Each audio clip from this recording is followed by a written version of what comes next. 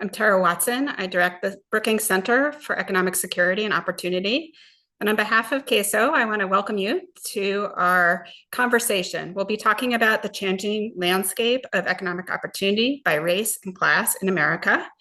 I'm really thrilled to be hosting this event today because despite the polarization that we all hear about in our country across a range of topics, there really is a common commitment, I believe, to opportunity across the political spectrum. We have consensus, I believe, that America ought to be a place where people from any background, any race, any family, any neighborhood can grow up to achieve economic success and to thrive. So while we all agree on that, questions remain about how to make that a reality. We wonder often how much mobility there is, how it's changing over time, and what conditions need to be in place for there to be meaningful opportunity and mobility. So I'm really glad that we'll be able to address those questions today. While I can't promise that we'll answer all of them, we will make some headway. We'll be starting with a conversation about a new report released from Opportunity Insights. The presentation by Raj Chetty and Benny Goldman will talk about the data that they've analyzed and what we can learn from it.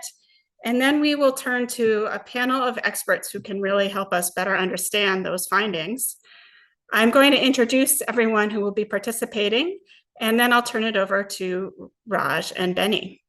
So Raj Chetty is William A. Eckman Professor of Economics at Harvard University and Director of Opportunity Insights. Benny Goldman is an incoming assistant professor at Cornell University and also a collaborator on the report. After they present, we will have a conversation moderated by Abigail Wozniak of the Federal Reserve Bank of Minneapolis. Abby leads the Opportunity and Inclusive Growth Institute there. Abby will be joined by Raj as well as three people who will respond to the report. These include Zav Briggs, who is a senior fellow at Brookings in the Brookings Metro program. He's the author, among other things, of The Geography of Opportunity, Race and Housing Choice in Metropolitan America. We will also be joined by Sherry Chisholm, who is the executive director of Leading on Opportunity, which is an organization focused on promoting economic mobility in Charlotte, North Carolina. Sherry previously directed Urban Alliance Detroit and has extensive experience trying to promote mobility and opportunity on the ground. And we will also be joined by Robert Doar, president of the American Enterprise Institute, who is also the former commissioner of New York City Human Resources Administration. So I'm thrilled to welcome you all and to turn it over to Raj and Benny to tell us about their new work. Thank you so much, Tara, for hosting us. Thank you to the Brookings Institution, and thank you all for joining. So we're going to discuss new work today that our team just released last week, joined with Benny Goldman, as well as Will Dobbie, Sonya Porter, and Crystal Yang. To set the stage, I'm going to start with this map here, which has been on my mind for the past 10 years. It comes from a study called The Land of Opportunity that our team, Opportunity Insights, put out back in 2014, where we analyzed the geography of economic mobility in America. And let me just take a second to describe how this map is constructed and what we learned from it at that time. So what we did was took data from tax records for essentially all children born in 1980. We followed them over time and linked them back to their parents. And we constructed a simple measure of upward mobility, dividing the US into 740 different metro and rural areas. In each of those areas, taking the set of kids who grew up in low-income families, families at the 25th percentile of the national income distribution. Parents were making about $27,000 a year.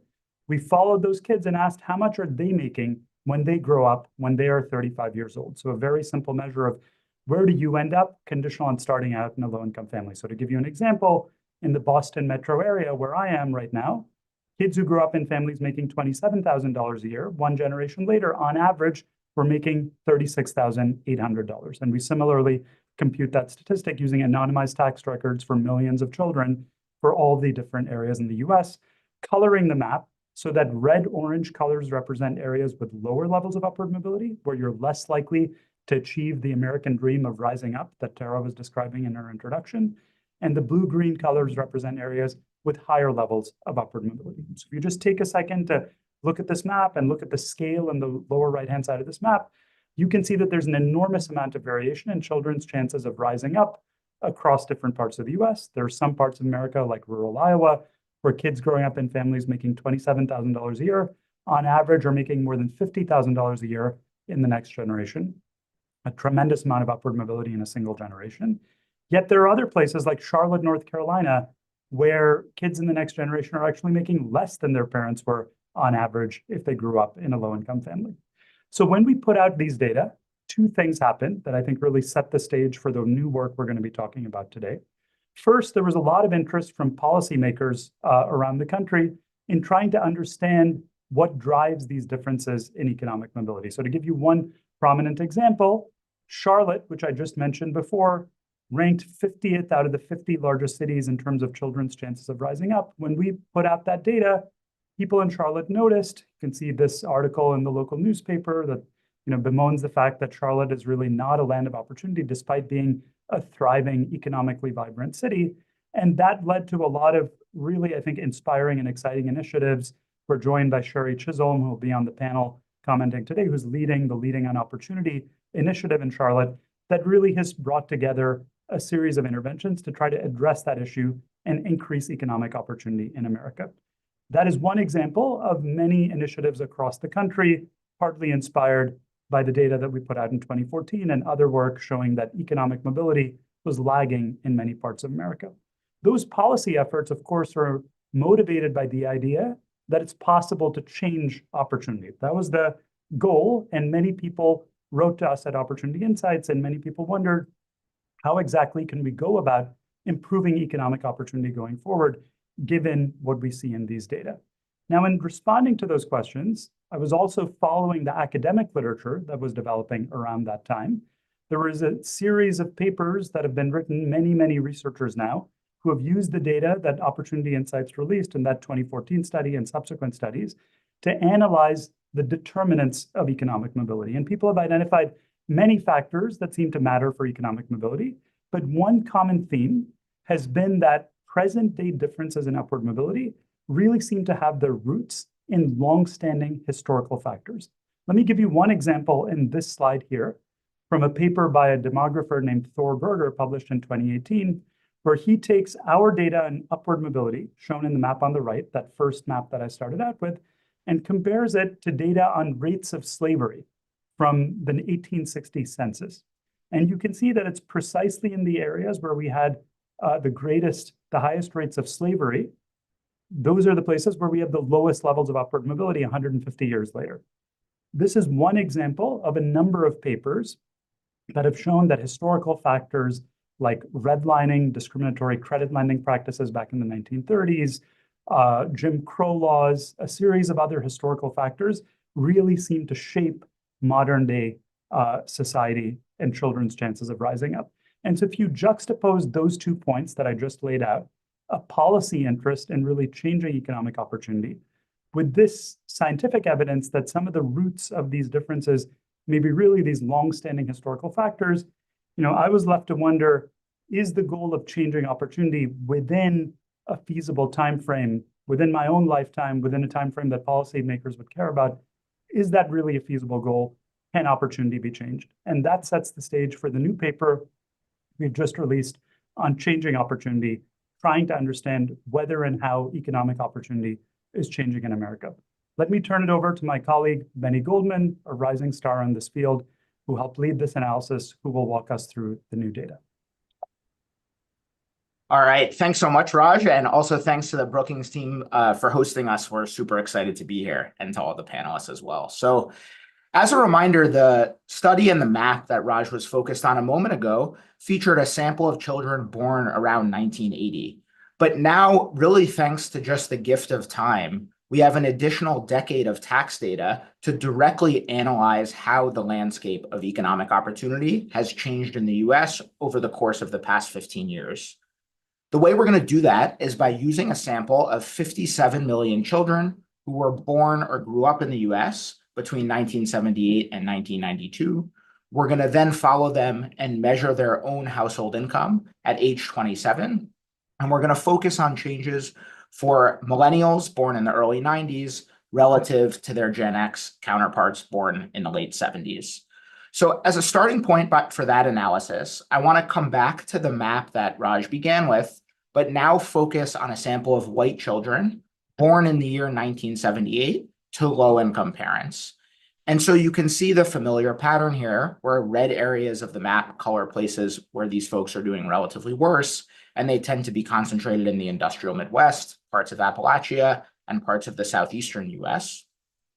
What we're now able to do is essentially fast forward this map 15 years and ask, well, what does this look like for the set of white children born to lower income parents in 1992?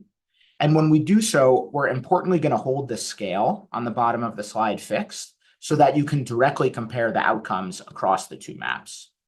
What we see is a real broad-based deterioration in economic opportunity for white Americans born to low-income parents.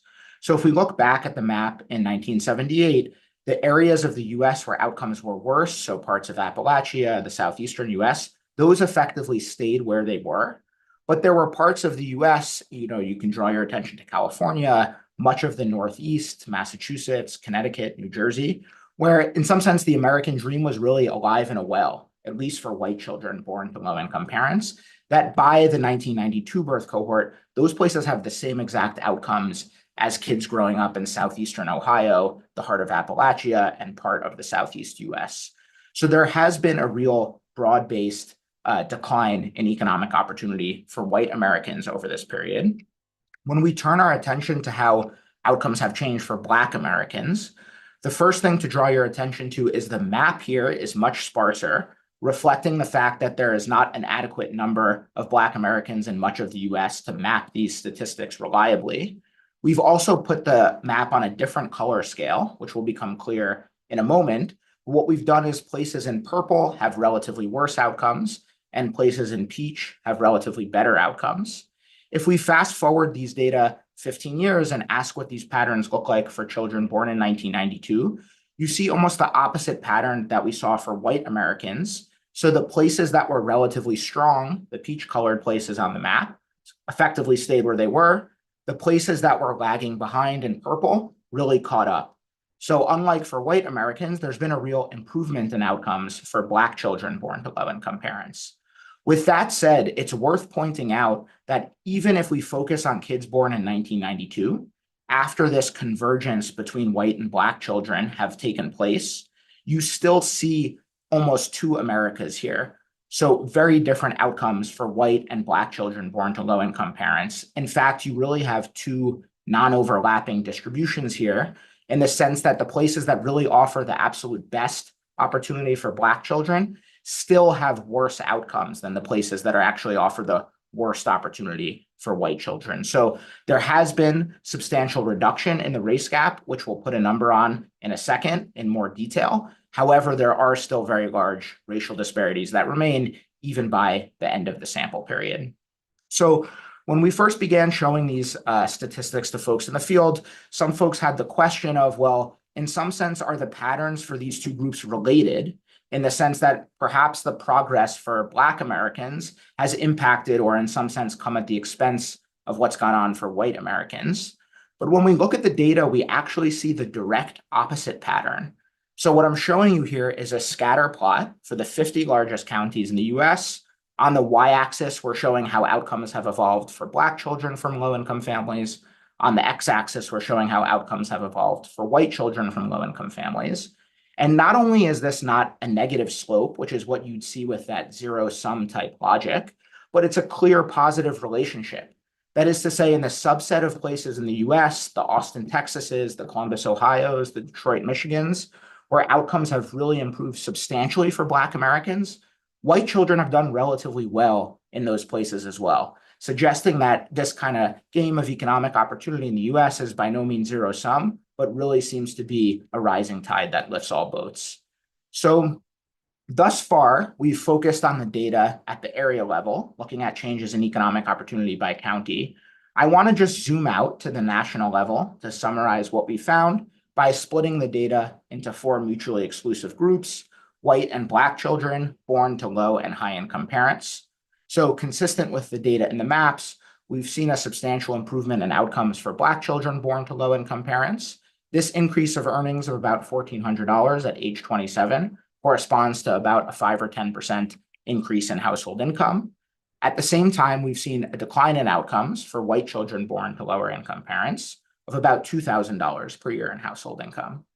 If we put these two forces together, we can directly quantify what has happened to the race gap amongst children born to low-income parents over this period.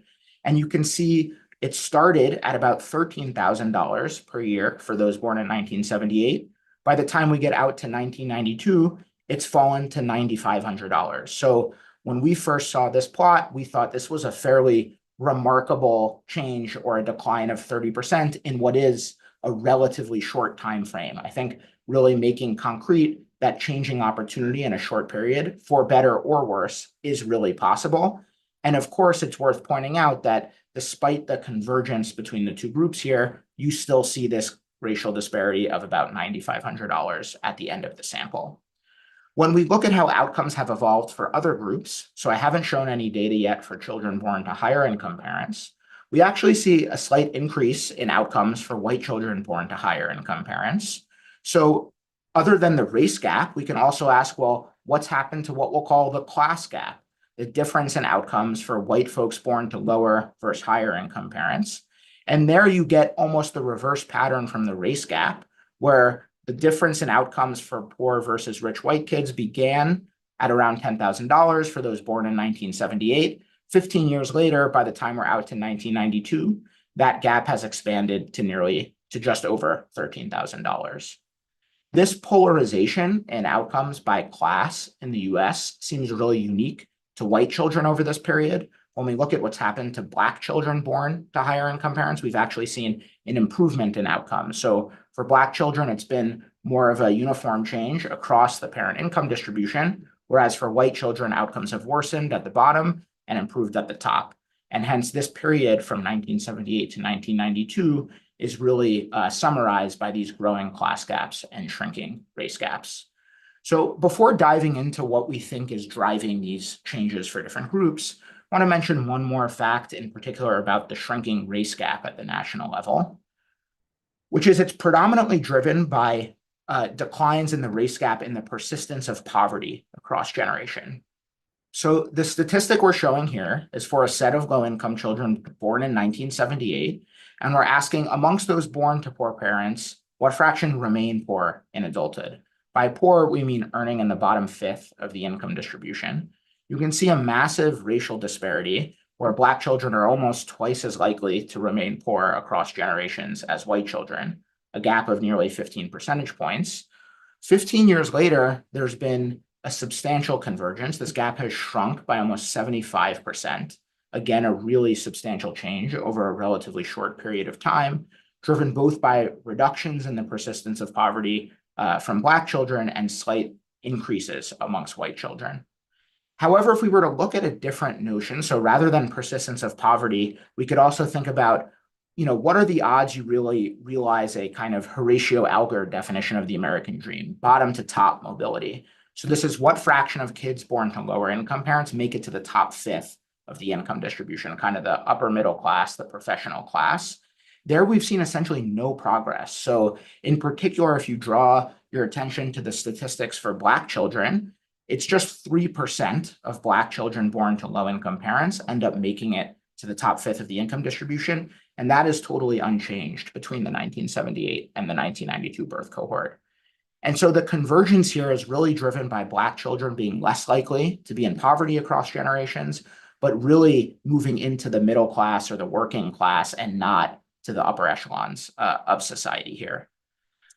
For the remainder of the talk, we're going to focus on what we think is driving these different changes for different groups. We're going to start with a set of explanations that occurred as natural explanations to us after talking to folks in the literature and thinking about other factors that have been shown to be important in the determinants of economic mobility. So the first is a set of family level factors. So perhaps the reason we've seen growing class gaps and shrinking race gaps is these groups have evolved differently in terms of marital status, education, wealth of the parents' generation, essentially these things that vary at the family level. We find that effectively explains none of these changes. If you directly condition on these factors, you get essentially the same set of results I was showing a couple slides ago. I think another natural idea is that maybe this is really all about place rather than race and class. So what I mean by that is imagine the economy at large has just happened to improve in the types of areas that Black families tend to live and perhaps worsened in the parts of the US where white children born to lower income parents tend to live. We again find that this explanation holds no muster. And the reason for that is you can actually directly compare the outcomes of Black and white children growing up in literally the same census tract, the same neighborhood, and we still find growing class gaps and shrinking race gaps within neighborhoods across cohorts. Okay, so what does that really leave on the table? It means that whatever accounts for these different changes has to vary by group, by race and class within a given geographic area. So in thinking about some candidate hypotheses, we turn to the literature and we're struck by the work of William Julius Wilson, who in his famous book, When Work Disappears, was really focused on the impact that the disappearance of jobs can have on the community. So Wilson says many of today's problems, crime, family dissolution, welfare, low levels of social organization, are fundamentally a consequence of the disappearance of work. So what we take Wilson to mean here is not necessarily the direct effect of the disappearance of jobs, but rather the disappearance of jobs and everything else that might come with it or be downstream from it in terms of what it does to families and the broader social community in the area. So Wilson's work was predominantly focused on ethnographic evidence in Chicago in the 80s. What we're effectively going to do is bring Wilson's idea and test it in quote unquote big data to look and see if this type of explanation can help us understand what's going on with different race and class groups in recent decades in the US. So I want to start by focusing on white children born to low-income parents. What we're showing here is data at the county level, where on the y-axis we have the change in outcomes for white children born to low-income parents. On the x-axis, we have the change in employment rates in the prior generation. Just like Wilson's idea suggested, we're effectively measuring how access to jobs or joblessness has changed in the community. What we've done here is rather than plot data at the county level with 3,000 dots, we've grouped counties together based on their average change in parental employment rates. So the leftmost dot on the plot represents the 100 counties that have had the largest decline in employment rates for white children, for parents of white children, for low-income white parents, excuse me. So what you can see here is a clear upward sloping relationship where kids growing up in communities that seem to be worsening based on what's going on in the prior generation have lower outcomes in adulthood.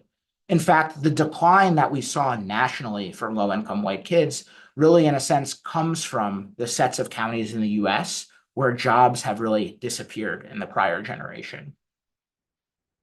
When we look at how this series looks for other groups, we actually get a remarkably similar pattern here. So in green here, we're showing the data for Black children born to low-income parents. And you can see a very similar positive relationship where kids growing up in communities that seem to be improving as measured by employment rates in the prior generation do a bit better. Kids growing up in communities that seem to be declining do a bit worse. I think the obvious distinction on the plot is the points are just shifted right relative to where the points for white low-income children are, suggesting that the communities themselves have evolved very differently, Black versus white communities in the past 15 years. When we look at other groups that we have adequate data to study this relationship for, white children born to high-income parents, shown in this salmon color here, we again get a very similar pattern. In fact, you can really fit a single line through this entire series of data. In economics, this is what we would call a kind of one-factor model, where just from a descriptive perspective, this single variable, how conditions and employment rates in the past generation have evolved locally, seems to fully explain why outcomes have changed differently for different race and class groups in the past 15 years. So I think as I've emphasized in describing this relationship, and as Wilson has emphasized in his own work, it's really something about how the community is changing. But on the other hand, I think you could look at this relationship and say, yeah, well, maybe this has nothing to do with communities. It's really all about your own family. The reason kids on the left-hand side of this plot are doing worse is because perhaps their own parents have lost work. and that matters for their trajectory later in life. But when we repeat this analysis for the subset of kids whose own parents have remained employed, so effectively nothing has happened to their family financially, we get almost the exact same pattern, suggesting that it really is something about what's going on in the larger community outside of your own and immediate household. And I think, as Wilson emphasized in his own work, when jobs disappear, there can be other downstream effects, for example, on the stability of families. And we see that in our data too. So it's not just necessarily about jobs in the community, but we get a very similar relationship when we look at measures of family stability. So here we're showing marriage rates. And again, you see that children growing up in communities where conditions appear to have worsened in the prior generation themselves seem to do worse in adulthood. So given that the conditions in the prior generation really seem to explain why different groups in the US have been on different trajectories in the past 15 years, it's of course important to understand what is driving the relationship between these two variables. Why is it that in areas of the US where economic prospects or families have been on the decline for certain groups, why are kids in the next generation feeling the effects of that change? And we think it's useful to disentangle two broad classes of explanations. So the first is what I'll call labor markets, which is really about job availability. So perhaps, why are kids doing worse in areas where their parents are working at lower rates? Well, maybe if their parents lost jobs, they too are going to have trouble finding jobs when they enter the labor market. And so it's really key, in some sense, to be in a booming labor market when you're a young adult. So that's one class of explanations. On the other hand, it might not be directly about the labor market, but rather in the sets of communities where conditions have declined in the prior generation, something has changed about the childhood environment, or really what it means to grow up there. We're going to be able to test between these explanations by studying a set of children who move across counties early versus late in childhood. That's a natural thing to do in this situation because folks who move early are going to have a substantial amount of their childhood spent in the environment of the destination county. Folks who move later in childhood will not spend much of childhood in the place they move to, but in both situations, these kids will be exposed to the same labor market. So I want to start by replicating the analysis we did of how children's outcomes change based on how changes in parental employment rates from their own race and class group in their own community, and focus on a set of children who move early in childhood. So on the x-axis here, we're measuring how community conditions have changed based on parental employment rates in the destination county that the child moves to. So again, this is a set of young movers. They're going to move before age 8. They're going to spend at least 10 years of childhood in this destination county. And you get a very clear relationship here, where children moving to places that seem to be improving do better in adulthood. Children moving to places that seem to be doing worse, as measured by what's going on in the prior generation, themselves end up doing worse in adulthood. However, when we look at a set of children who move later in childhood, between ages 13 and 17, we get effectively no relationship between these two variables. So we really view this as very strong evidence in favor of the childhood environment type hypothesis, because again, both these children are going to experience the same labor market conditions, yet we see the impact of conditions in the prior generation really only mattering for the set of kids who end up moving young enough to spend a substantial portion of their childhood in that place. Another simple way to disentangle between the labor markets and environmental hypothesis is just to measure child outcomes prior to when kids enter the labor market. So that's exactly what we've done here, taking administrative data from SAT and ACT scores. And you can again see, even when looking at an outcome measured at the end of childhood, you see kids doing worse in communities where conditions have worsened in the prior generation, and kids doing better in areas of the US where conditions have improved in the prior generation. So I think this begs the question, something is clearly changing about the childhood environment in the places on the left-hand versus right-hand side of the plot. Well, what is it that's changing about the childhood environment? And again, we think it's useful to think about two classes of explanations. So one is what I'll call social interaction. Here you should think about the idea that in a community where, say, parents are working at high rates, families are staying together, perhaps it's easier to access job referrals, perhaps when you're growing up, it's really important to see someone who looks like you, who goes to college or pursues a certain career path. So that mechanism is fundamentally running through the social interactions that children have while they're growing up. On the other hand, this could purely be about economic resources, right? So communities with high levels of parental employment could have better funded schools, they could have access to more local programs, better public goods, and so on. So one natural way to, again, look at the difference or disentangle between these two explanations is to exploit differences in friendship patterns, to look at individuals who children socially interact with in childhood. So I want to take one example of that focused on age. So the plot I'm showing here, which comes from Facebook data, shows the fraction of your friends you make in high school that are in your own grade, one grade above, one grade below, two grades above, and so on. And you see what I think might be a familiar pattern here, where folks really tend to be friends with their own grade. Perhaps you have a few friends, you play on a sports team with someone a grade above or below, but you have many fewer friends in the class that's 4 years above or 4 years younger than you. What we're now able to do is return to that relationship between changes in children's outcomes and changes in parental employment rates and ask, well, which parents matter? Is it the parents of the kids whom you're most likely to socially interact with, who are in your own grade, or is it all parents in the community that seem to impact children's outcomes?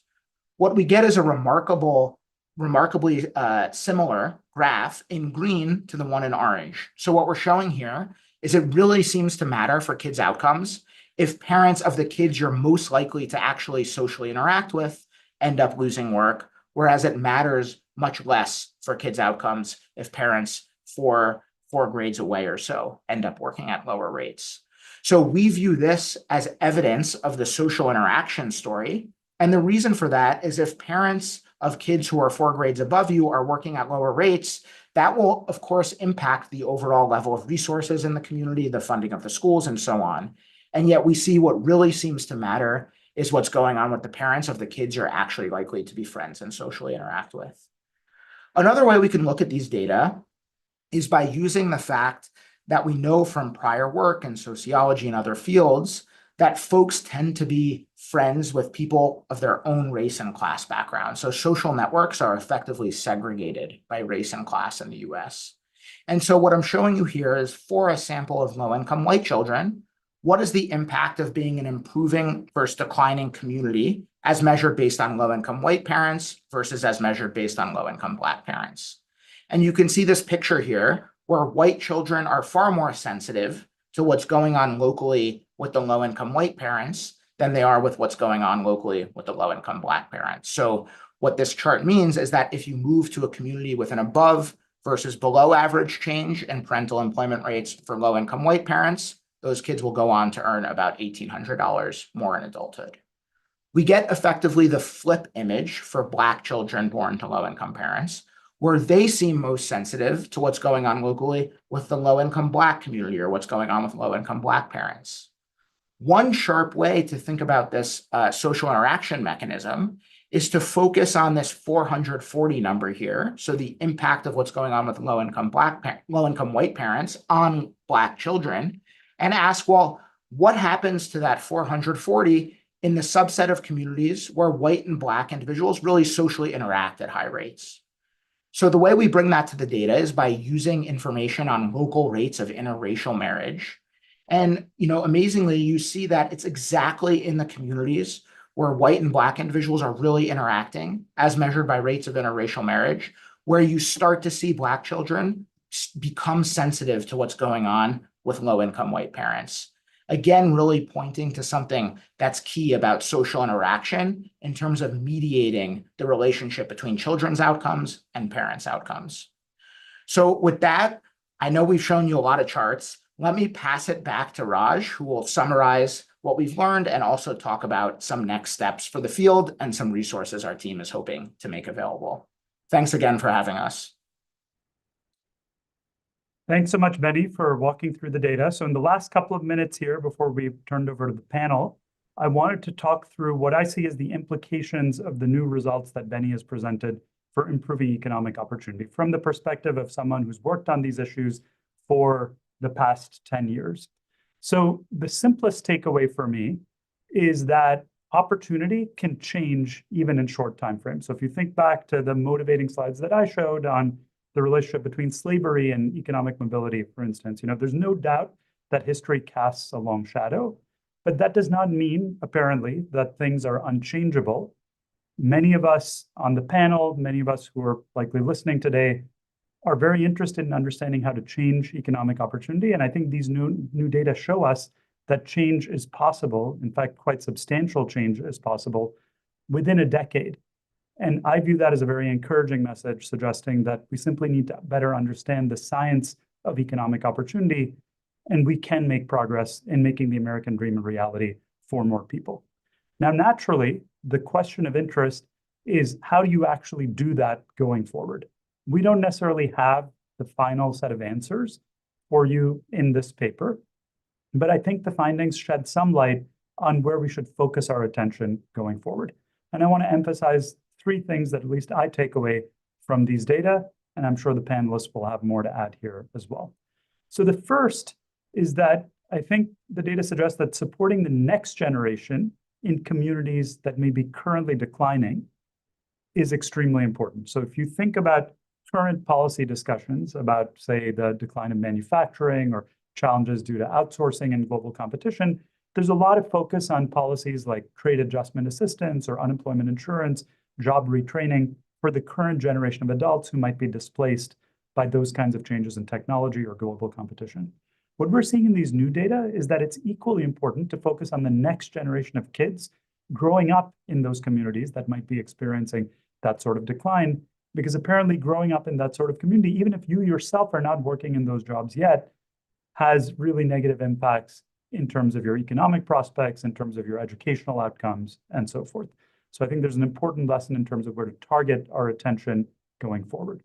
Second, how should we target our attention? I think there's a lot of focus traditionally in this space on what are called place-based policies, viewing places or neighborhoods as the key area of focus. The new data, I think, suggests that it's equally, if not more important, to focus on what we're calling social communities within these neighborhoods. And what I mean by social communities are groups of people who interact with each other, who live in a given place. That might be, as Benny was pointing out toward the end, different by race and class. Often the trajectories we see are very different for Black Americans and white Americans, Hispanic Americans, low-income folks, high-income folks who are living in exactly the same place. And so what that suggests is a place-based focus can be very valuable, but I think we need to go further and really understand why at the community level within places, things are improving or not improving. That's really the key unit of change. Finally, what kind of change, what kind of policy intervention can really make a difference? This study does not, point to specific interventions that are most successful, but I think a takeaway from that last set of results that Benny was presenting on the importance of social interaction as a key mechanism is very aligned with the view from this research and other research that our team and others have done, that social capital is an extremely important determinant of economic mobility, in addition to the traditional focus in the policy sphere on financial capital, giving people cash grants or loans, things like that, and human capital, trying to give people access to education. And going beyond this study, I think this point about the importance of social capital is actually very consistent with an emerging and growing body of evidence that the most effective programs in a broad range of domains, from housing vouchers to job training programs to higher education, often combine a social capital element where you're connecting people with a different network, with someone who can help them find housing in a different neighborhood, et cetera, in addition to providing financial resources or educational resources. And I think that's a broad policy takeaway for all of us to think about, because I think too often the focus is solely on dollars or on human capital issues and not enough on the broader social context that really seems critical in terms of impact. Now, as I've emphasized, I think these are some broad lessons, but they don't necessarily tell us where exactly we need to intervene or what exactly we should do to improve mobility going forward. And so to support the field, in order to do that going forward, we'd like to invite all of you to engage with these data. And to do that, we've made publicly available through the Opportunity Atlas, which you can visit at a website, opportunityatlas.org, the data that we've been presenting in this talk today county level measures of changes in economic opportunity by race, by class, by gender. To give you a flavor of what that data look like, here's a table showing the 5 cities among the 50 largest cities in America where economic mobility has improved the most. You see places like Brownsville and Austin. And interestingly, Charlotte, North Carolina, which you'll recall, was 50th out of 50 in our 2014 study, but is now among the cities that is improving most rapidly in terms of economic mobility. Very encouraging news there. Yet at the other end of the spectrum, unfortunately, there are cities where economic mobility is declining quite substantially. Philadelphia, for example, ranking 50th out of the 50 largest cities in America in terms of changes in economic mobility, the largest declines, unfortunately, in terms of children's access to opportunity. Now, you can explore these data for your own community in what we hope will be a very rich and informative way. And so to illustrate that, I'm going to quickly show you this Opportunity Atlas website, which again, you can go to opportunityatlas.org. And just to give you a quick sense of how this works, you can type in any city, any area of interest. I'm going to type in Charlotte, North Carolina, which we've discussed a couple of times here, and we're going to zoom in and look at the data for Charlotte. And what you can see is that Charlotte appears in this map in a blue-green color, indicating that economic opportunity is improving there, consistent with that ranking and the top 5 list that I just showed. Now, what you can do with this tool, and this is where we're hoping it can be a useful resource for policymakers, practitioners, and researchers in the field, is not just look at the data for any one place in isolation, but if you click down here on trend and gap analysis, you can compare what's happening in Charlotte across subgroups to other places and so on. So to give you a sense, here we're just looking at the data for Charlotte, where we're seeing an improvement in economic opportunity overall of 4.6% gain. This is pooling kids of all racial and ethnic backgrounds. What we can do with this tool is look at different subgroups. I'm going to click on Black, for example. And you can see that Black kids in Charlotte in particular, we're seeing quite significant improvements in economic mobility for them relative to the US as a whole, a 16% gain. But that is not universal by any means. So what you can do with this tool is compare Charlotte to other, maybe similar peer cities. I'm going to select here Fulton County, Georgia, Atlanta, Georgia, which ranked 49th out of 50th in our list of economic mobility back in 2014. And if you look at the patterns for Atlanta, you can see that they were extremely different from Charlotte. In Charlotte, we see a big improvement in outcomes for Black kids. In Atlanta, unfortunately, there's actually been some deterioration over that same period. And those kinds of comparisons, we hope, can help us start to think about, what changed, what was so different about the experience in Charlotte versus Atlanta, which started out in very similar situations. What can we learn from that? And most importantly, what can we do to increase economic opportunity in these cities and beyond going forward? So with that, let me turn it over to the panel, who I hope will have more to say about that issue. And thank you all very much.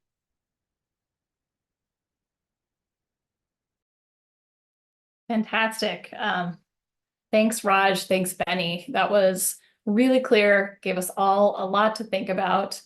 I know our panelists have already spent some time thinking about this work. And so I want to begin by opening it up to the folks who have joined us today to provide some of their reactions, to give us a little bit of a high level of what are the pieces you're taking away from this, what resonated with you, what questions did you have maybe from the previous work that you were excited to see answered? What are those things that you're going to take with you from today? And I think if it's all right, Sherry, I'd like to start with you in particular, because the tool is, first of all, Raj highlighted some of the success that you saw in those cohorts in Charlotte in particular.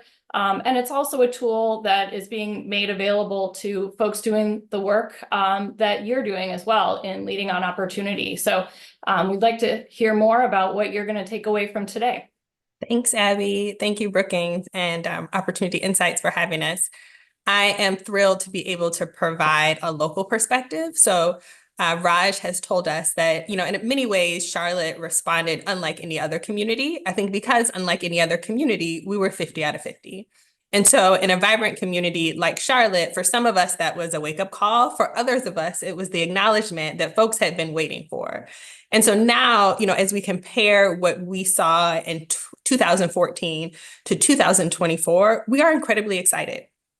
As Raj said, in far fewer years than we imagined, we have made progress, going up 12 points, and seeing our progress be among the top of cities who've made significant gains.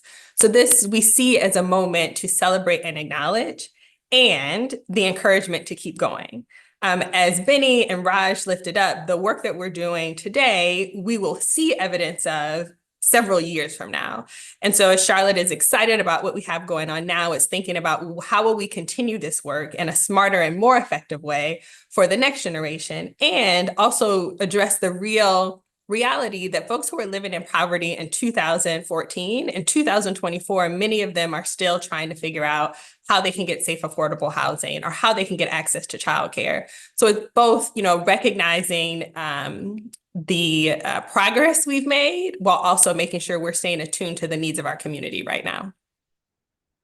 Awesome. And I would like to get, as we come to the end of the conversation, we'll get there, but hear more about exactly what you've been doing in Charlotte as we start to connect this back to next steps. But we'll get there eventually. We'll circle around to that. I want to hear from Zav as well, and then maybe turn it over to you, Robert. Abby, it's great to be with all of you. First of all, huge kudos not only to the research team, but to Sherry and her partners in Charlotte. This is immensely important work. And the news she just shared and that Raj and Benny, sort of displayed looking across the country ought to inspire others to know that this is doable. Creating positive gains, that is, and narrowing mobility gaps. That said, a couple of things jump out for me, and this first one may sound like a nerdy aside, but bear with me, I don't think it is. One of the things it seems to me the team is reminding us here is the power of combining different sources of data and how immensely important that is. The team has linked, of course, tax records over a long period of time, and a huge number of them, to geography, to place, and we've come to expect the Opportunity Insights team to be able to generate really unique insights, powerful insights with that alone. But then the power of, I'll put it in a simple way, layering on or bringing in the Facebook data to dig into why these patterns may be taking shape over time, I think is immensely important too. So saying that as someone who's not only worked in the world of research and trying to be helpful to policymakers and business leaders and community leaders and others, but also who has served in government in the hard work of designing policy and implementing it and so on, there's a tremendous, tremendous power in having that greater range of data, that greater ability to sort of pinpoint what's going on. A couple of things jump out in the findings themselves, and I'll be very brief. There are lots of findings here, as Benny, I think, acknowledged. There's a lot to tease out. One, I think it's tremendously important, and not least because it's election season, to see this study as offering a kind of corrective. And Raj stressed it atop the last slide the team showed there, certain things about economic opportunity, at least measured in certain dimensions, can change in a remarkably short period of time. And that, it seems to me, is a corrective to the conception frequently in our public life, that our challenges are so deep and entrenched and persistent, it will take generations to change anything. This is a reminder that's not the case. That said, there also are signs here that corroborate a broader story that's emerged in research over the last 25, 30 years now, and that is even as racial segregation in a number of ways, I'm relating this to the racial gaps the team has found, even as racial segregation has gone down somewhat from certain highs in the 70s and 80s, economic segregation has grown in America. And it's grown within all racial groups, by the way, and that is the tendency of people of different income levels and levels of educational attainment to live apart and to have their kids schooled in different environments And that turns out to be true, again, in every racial group. It's a very, very powerful and problematic pattern, and the team is shedding more light on that. And I think that's a piece of what we're seeing in these data. And the final thing I'll say is that I think there are a bunch of potential implications here. Appreciate the team underlining, the importance of what seem to be social connection, social interaction dynamics. It seems to me, if I think about what regional leaders are grappling with around the country right now, and I'm in conversation with many as we invest in advanced manufacturing and infrastructure and skilled trades on a level we haven't done in half a century, many are asking exactly this question: what works to really create linkages, especially to those places and or subgroups within them who have been disconnected from opportunity, whose fortunes have either declined or they've not fully surged forward, even if we're bringing, new manufacturing jobs, new investments in infrastructure to a place? How do we maximize the value of all that? And I think that's absolutely fantastic. And the very last thing I'll say is that I think we see that it's difficult to bring certain kinds of strategies, like two-generation strategies, to scale. Or put it this way, we haven't chosen yet as a country to do that in a consistent way, and we ought to do more. But in spite of that, I do think we learned a lot. Some of it years ago, when Bill Wilson's work was also inspiring, interventions to deal with geographically concentrated joblessness. We learned some things that we can apply now using findings like these, and that makes me hopeful as well. Back to you. Thank you. And Robert, I'm going to bring you in. Before I do that, I just want to let folks know that you can send in questions. I know the invitation contained information on that. I know the Brookings team is watching social media. You can submit them there. And we will be getting to those after we hear a little bit more from our reaction panel. I'll also be pulling in some questions that folks submitted at their registration. So if you signed up and asked something, you might be hearing about it in a few minutes.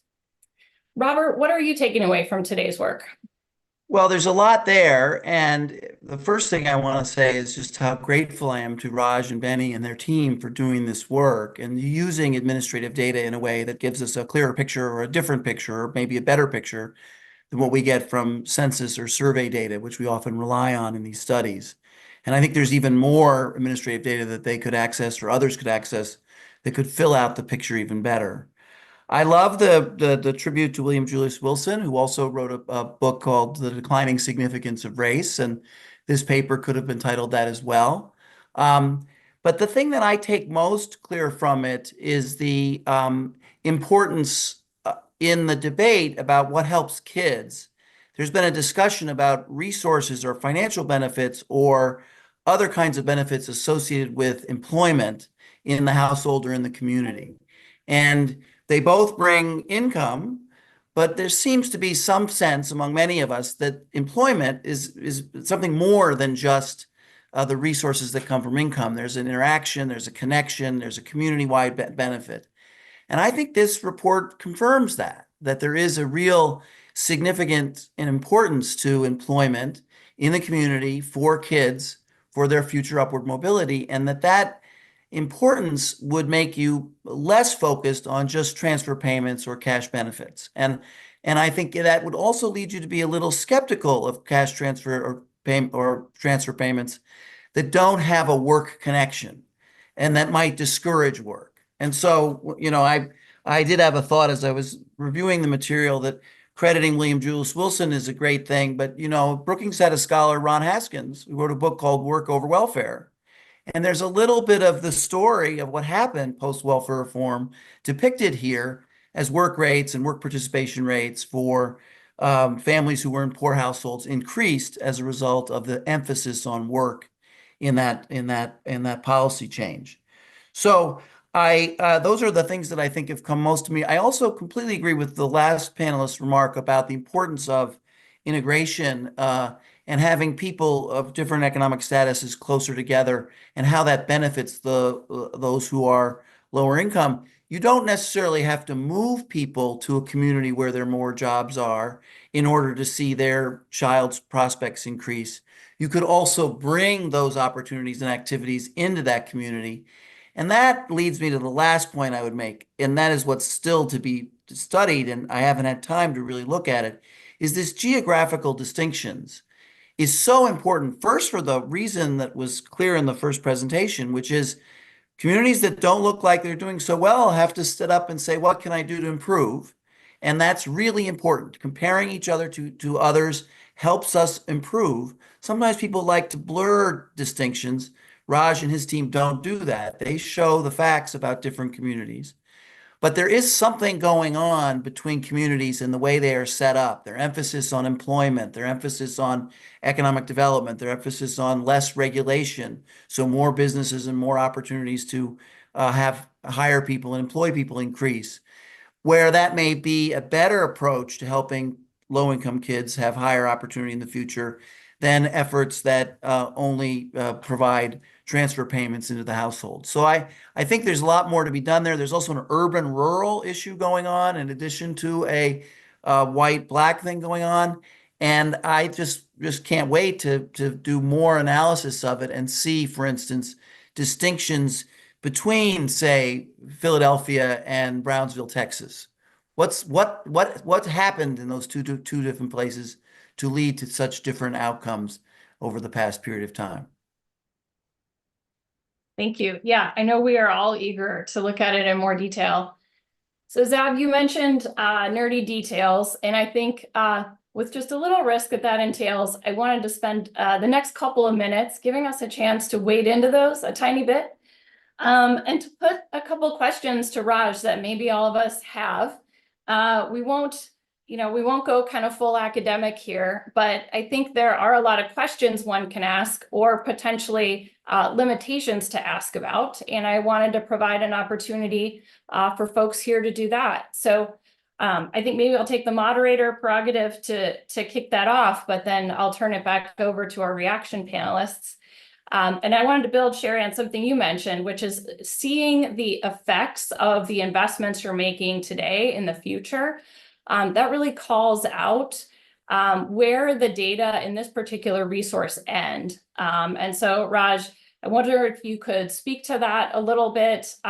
How much do you want folks to be taking the results that you have now, which, as you mentioned, tell us about folks who grew up in the late 90s and the early 2000s, not about folks who were born after the Great Recession, who are teenagers right now.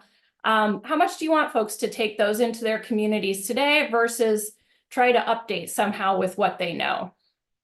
Yeah, so thanks so much, Abby, for raising that. So, that I think is one of the fundamental issues that makes studying economic mobility hard, that it's a process that is slow moving, and fundamentally, you have to wait for people to grow up to be able to measure their earnings as adults and see how today's teenagers, what is their upward mobility going to look like?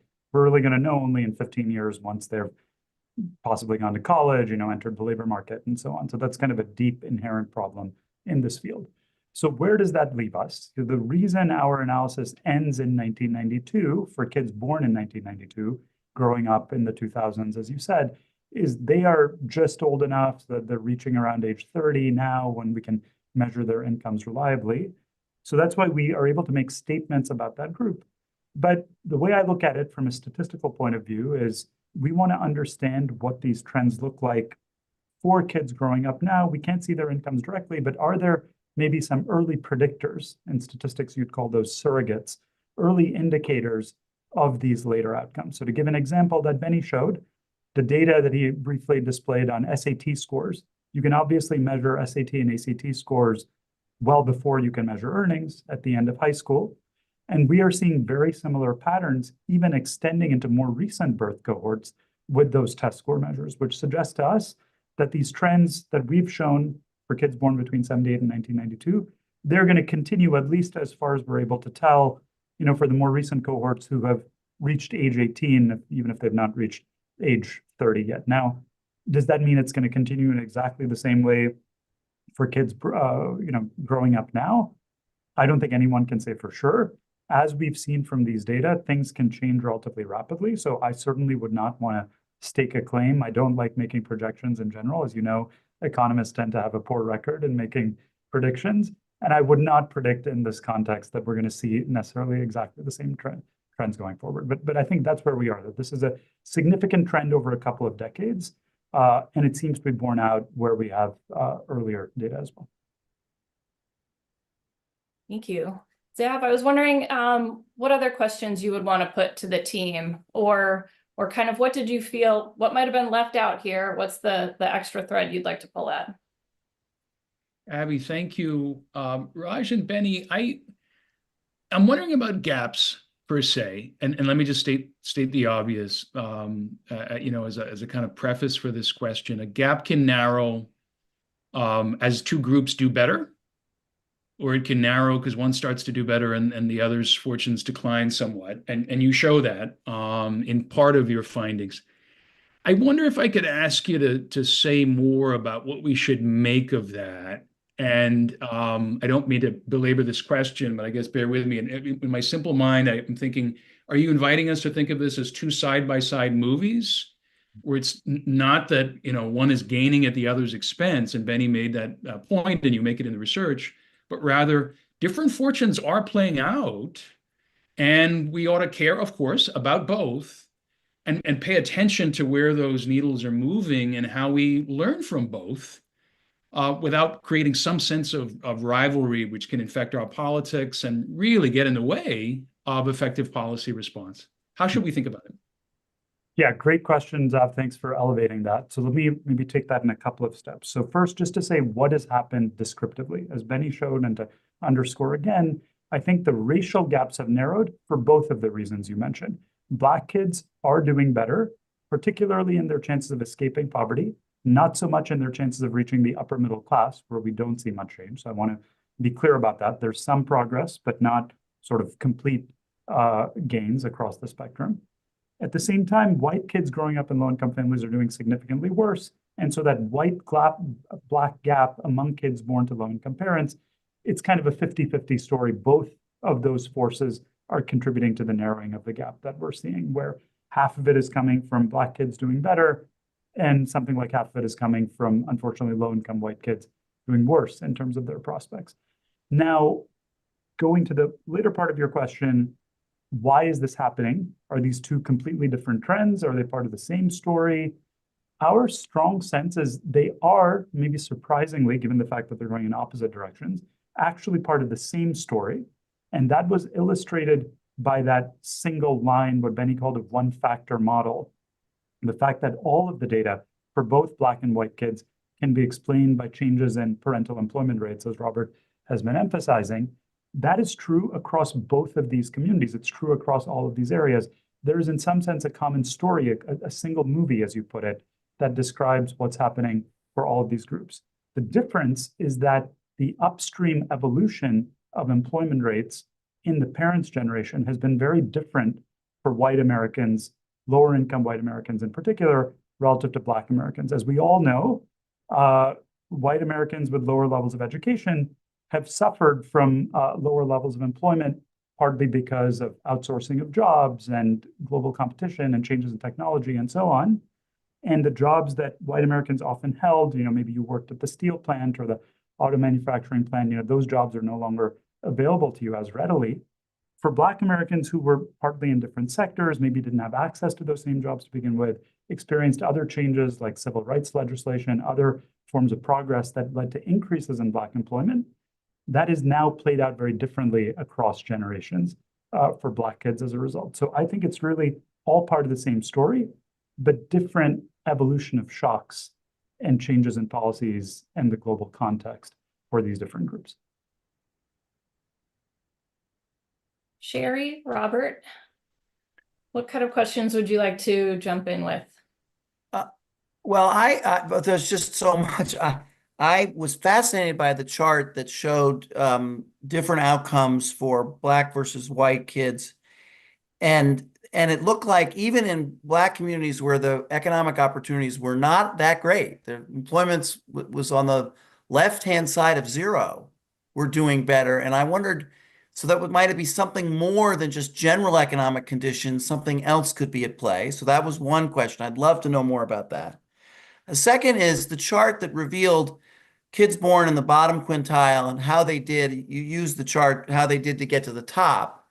I'd love to see that from the different time frames, but for the entire spectrum of change. How many got to the top? How many got to the second quintile, third quintile, all the way down, black versus white? Or it would be very interesting to see that. I'd love to know that. And then the last thing, and this was one that is, we're looking at the outcomes for kids born in poor families late in life, and you're relying only on pre-tax income, I think pre-tax, pre-benefit income.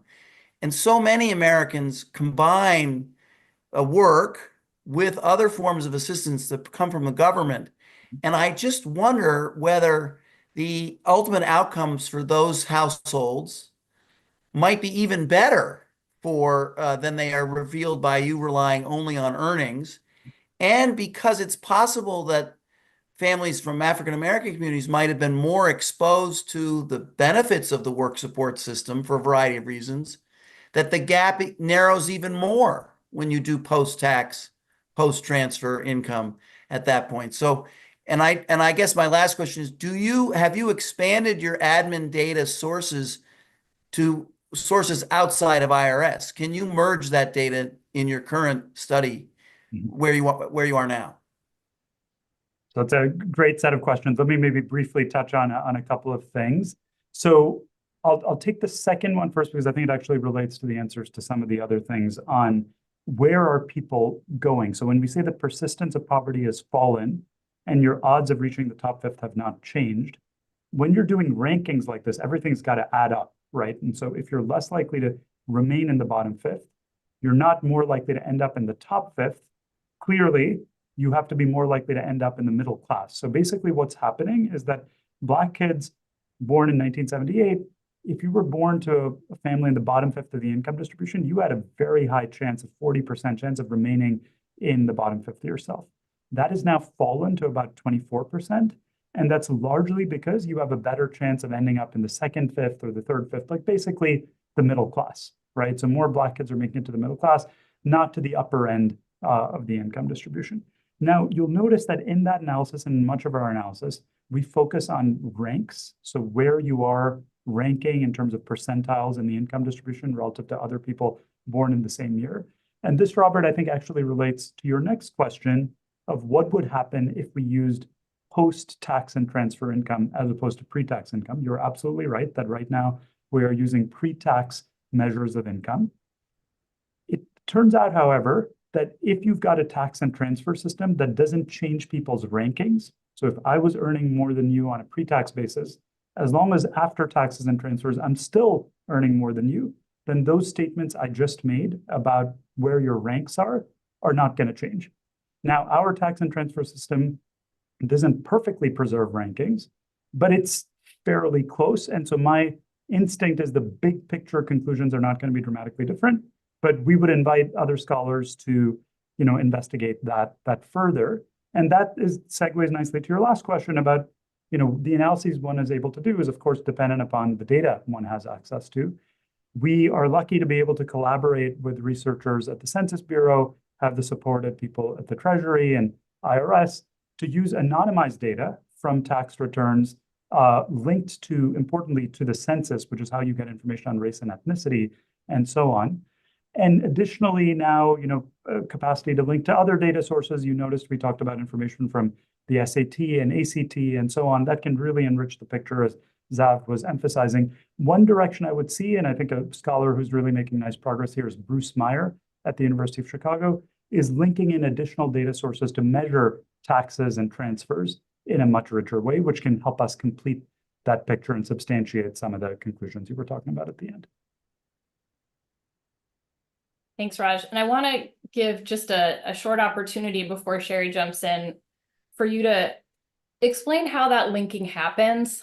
I almost don't think we can repeat that message too often so that folks understand how their data is being used by these statistical agencies. Do you mind just taking 30 seconds to explain that if folks don't know? Yeah, absolutely. I mean, indeed, that is very important. I think we all care a great deal about privacy, and that's of paramount importance in the work that we do. Here, what we're doing and what the Census Bureau and IRS are doing is taking information from people's tax returns and census data and so on, creating scrambled identifiers so that you don't have the identifying information for any one person, but you have a scrambled ID that you then use to link these different data sets.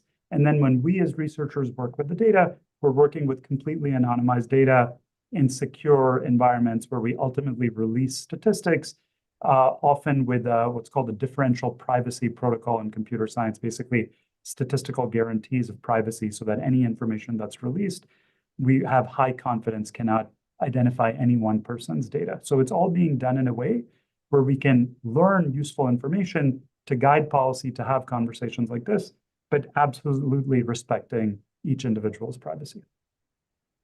Thanks for that. Sherry, what would folks in Charlotte like to know, you think, about this study? First, I want to start with the reaction to some of the comments and then go into the question.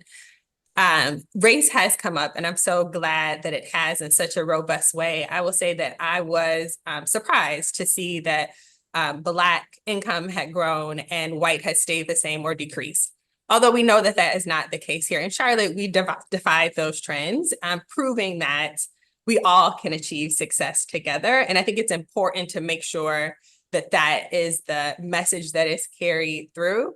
I think in the past, or sometimes folks believe that white or Black success means white loss, and that's just not true. And we have examples of that here. And as a result of the civil rights movement, so many other communities, women, immigrants, LGBTQ, all as a result of looking at the most disenfranchised. So very thankful for Raj's very thoughtful analysis of that. And then it brings me to a question that we receive often here at Leading on Opportunity in Charlotte is gratitude for the acknowledgement that that slavery or Jim Crow has had on the impacts of success here for marginalized groups, but then a real wondering around where is the Latino Latinx population represented, given that it's 15% of our population now. And so it would be helpful, Raj, if you could talk about why that information is hard to gather and what policies may be of benefit to you as you grow your data sets. Yes, thanks very much, Sherry. So first, I just want to echo the point you made initially, which I absolutely agree with, and others have brought up, that this is definitely not a zero-sum game. It's not that when one group gets ahead, the other group falls behind. And I think that's manifested in so many different ways. So it connects to the comments Robert was making about the importance of taxes and transfers and other resources. When one community starts to do better, that's fewer transfer payments, that's less support that everyone else has to provide for that community. When you have lower incarceration rates, which we see in the data, as kids are starting to have higher employment rates and be more active economically, that is, of course, savings for all of society. When you have people doing better, we show in other work, they're more likely to start businesses that provide jobs for many other folks. They're more likely to discover new things that lead to innovations that help all of society. This is something we're all in together, and I think that's an extremely important message to carry forward. On the point about other subgroups, we didn't emphasize the data for the Latino population, for Asian Americans, for Native Americans, not because we don't have those data, but simply because it turns out the sharpest trends, the sharpest changes that we've seen in the past 15 years in the US are for white and Black Americans. For the other groups, on average, there hasn't been as dramatic a change. Now, as you underscored, that's a national statement. It's a statement about the nation as a whole on average. And the power of these data, and this is where we invite all of you to explore your own communities in greater detail, is that that story may be very different in Charlotte, maybe very different in Philadelphia. Hispanic folks in some places in Brownsville, Texas, have started to do quite a bit better. And so understanding the nuance at that level, at some level, for me, that's the power of big data. It's no longer one size fits all economics. It's about actually doing things in a way that matters for a local community. And all of that data is there online, Sherry. And I hope people will explore it through the Opportunity Atlas and through other data our team has posted.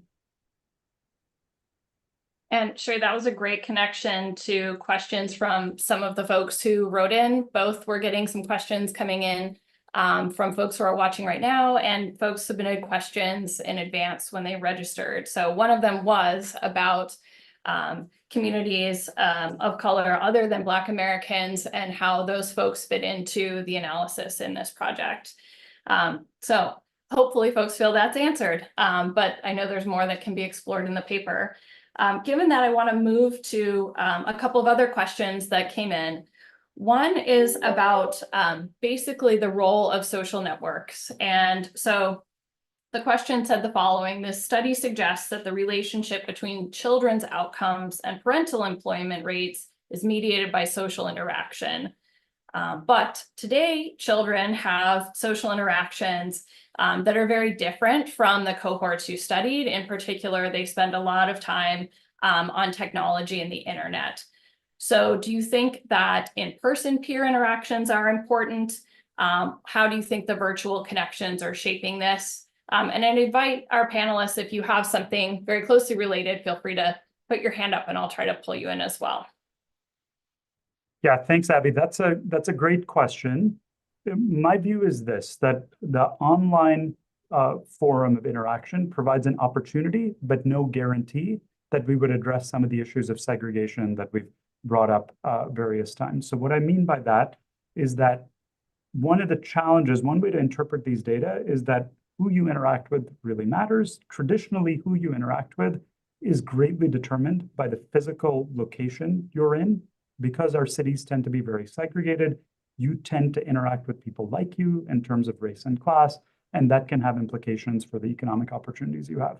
Now, in the online era, you would think that kind of breaks the boundaries of physical location. You can now connect with somebody on the other side of the country, anywhere in the world. In principle, you've broken down this barrier, and that can lead to much more diverse interactions. But I think there is potential for that. That doesn't necessarily happen automatically. If you look at studies at how people are interacting online relative to how they're interacting in person, you actually often see more segregation in terms of the types of contacts people are making online. And that's because I think there's no inherent mechanism that necessarily leads you to connect with people from a different background. So the reason I say that potentially creates an opportunity is perhaps we can be creative about how we use modern technology to try to connect people who otherwise would not have connected. But I think it will require deliberate effort to think carefully about how one cultivates those communities, tries to create some common ground that actually makes people want to interact, find something in common, et cetera. I don't know if others have thoughts on how to do that. Abby, could I jump in? Mm-hmm. Just to build directly on that. On one hand, I think Raj and Benny are, stressing something very, very important here, that we shouldn't simply conflate a kid's neighborhood with their social world. They're not one and the same, or not for many kids in any event. Yes, neighborhood of residence is a very powerful predictor of what school you attend and other things. It doesn't mean that these two things are one and the same. Networks are tremendously important. And when it comes to doing some of that bridging that Raj was talking about, yes, to being intentional, lots of evidence, Raj, to corroborate what you just said. Yes, to being intentional about bridging, especially kids from different backgrounds. There is this powerful birds of a feather finding. It does not go away. It is one of those just ancient truths of humanity. And race, class, and in some communities, religious affiliation, by the way, tend to be the biggest predictors of the shape of your social networks, who you interact with sort of most readily and most often. All of that said, to the question that was asked by a member of the audience, I think we have growing evidence that there is something about the complementarity of interactions in real life, interactions that are not only online, in other words, complemented by the digital interactions that make for the best of kind of old world analog relationship building, the formation of trust, the learning of things, the transmitting of ideas about everything from what a career could look like for you if no one in your family, has any experience with that career, but your friend does, to other sorts of things that networks can help to give you, shorthanded by that word social capital. Some of those resources can flow through those those networks as opposed to come in the form of financial capital. So it's it's in real life complemented by digital, seems to be some of the most powerful for producing these kinds of effects that we're talking about now, distinct from other kinds of things that people may seek online. Yeah, that's really helpful. May I ask one other question of Raj and the team? Sure, jump in, Robert, then I'm going to get in one or maybe two more from the audience. Go for it.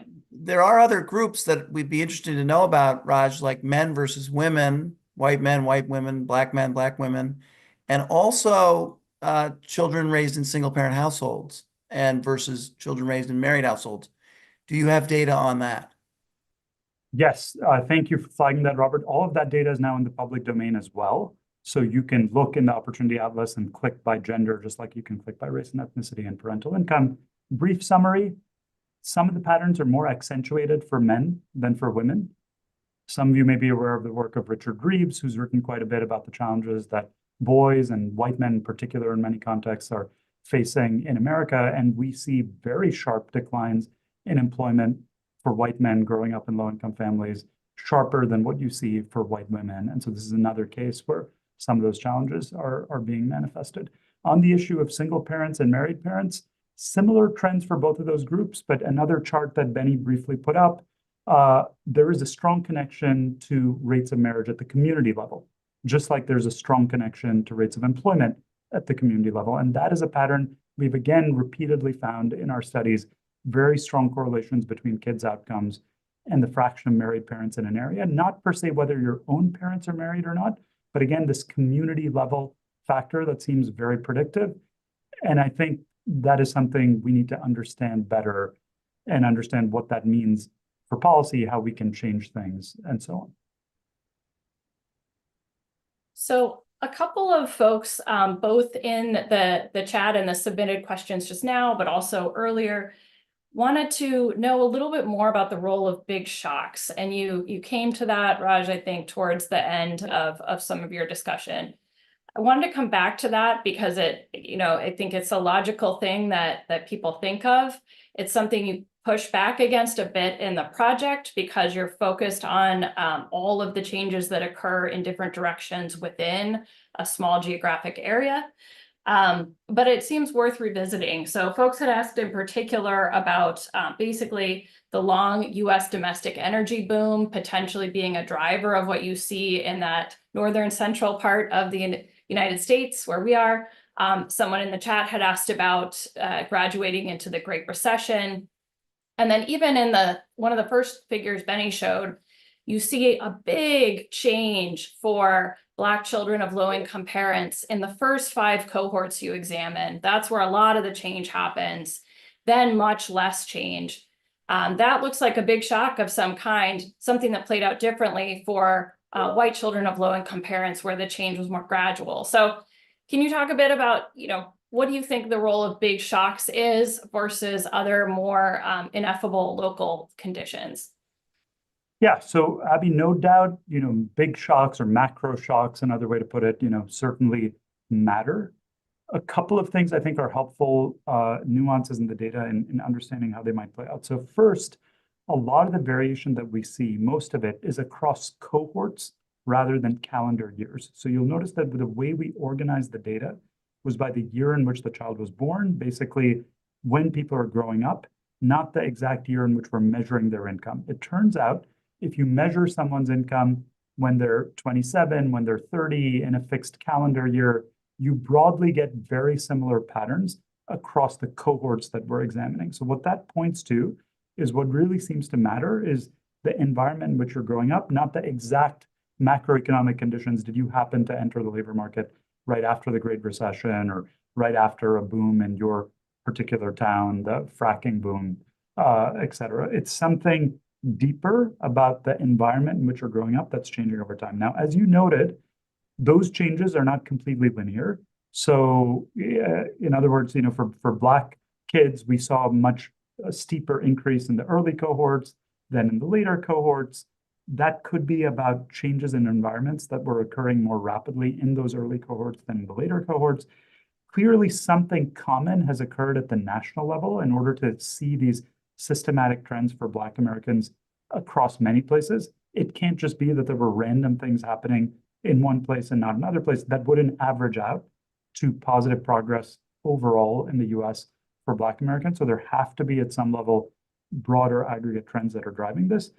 Our story is that part of what's changed, going back to the relationships with employment rates in the prior generation and so on, is that those things changed differentially at the macro level for Black Americans and for white Americans because of factors that we don't directly explore in this paper, but there's been a vast literature on things like trade with China that has affected certain regions and certain types of jobs often held by white Americans, changes in, as I mentioned earlier, civil rights or access to jobs for Black Americans. There are other broader factors that then end up playing out, we think, across communities in America and create that community level change. Thanks. There were other great questions as well, and I'm sorry we don't have time to get to all of them, but I want to give our panelists a chance to give us kind of a takeaway here. A few folks have touched on how you're going to use this information going forward.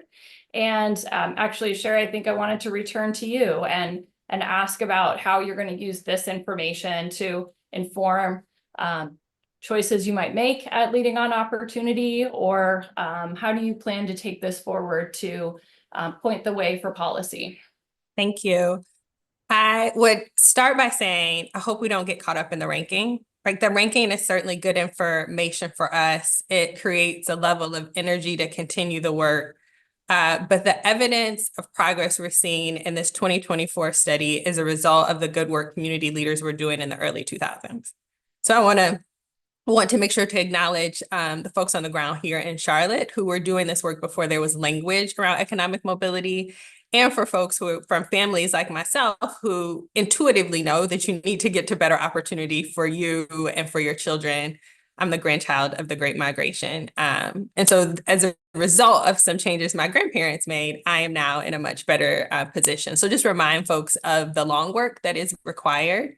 And I think what we're asking ourselves here at Leading on Opportunity, as the mom of a 3-year-old working with folks who have children as well, is what kind of America do we want to live in? And then what does that mean for what we're doing today, both in terms of the programs we're implementing, the funding we're giving, and then of course the policy we're instituting that will certainly outlive all of us. How are we making sure that we look at things like housing and childcare at a local level to make sure we have something sustainable for children in the future?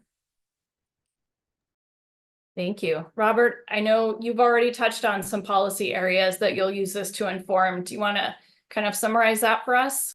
Well, yeah, when you introduced me, you pointed out that I was the Commissioner of Social Services in New York City. And when I was in that position, our focus was, despite the fact that we were a provider of benefit and aid, we were always focused on the labor market and on the benefits of work for struggling families at the bottom of the income spectrum. And I think this work will help us continue to reinforce the importance of the labor market for people that struggle the most in America, and getting people into the labor force and into work, not just for the income benefits, but for the social benefits that come with raising a child in a household where work is around and clearly visible all the time. I should say that, the Federal Reserve, the institution you work at, is going to make a decision soon. Maybe it's time to cut interest rates so that we can keep the labor market as strong as it has been. Maybe some of my scholars will make that argument as well. I don't know. They don't do what I tell them. But I will be always focused on employment. So I absolutely am not going to weigh in on that. And I'm going to remind folks that my role today here does not reflect the views of the Federal Reserve. But Zav, I wanted to hear from you as well. Kind of what takeaways do you hope that policymakers carry forward with this?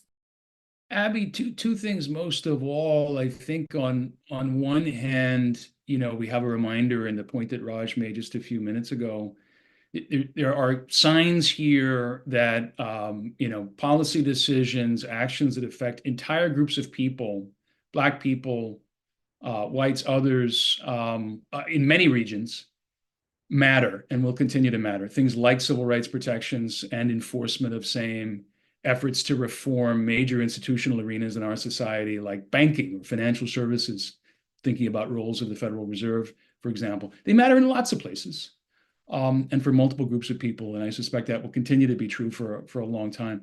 By the same token, thought number two, I hope policymakers and others will read this closely and take to heart the advice, about how we can bring a more sophisticated lens, thinking about Robert's former roles maybe in social services and in benefits delivery, you would call it figuring out the last mile.